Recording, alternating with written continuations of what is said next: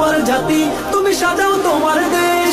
তুমি এ প্রজন্মের মুক্তিযোদ্ধা, যুদ্ধ করো না শেষ। তুমি বাঁচাও তোমার জাতি, তুমি সাজাও তোমার দেশ। তুমি এ প্রজন্মের মুক্তিযোদ্ধা, যুদ্ধ করো না শেষ।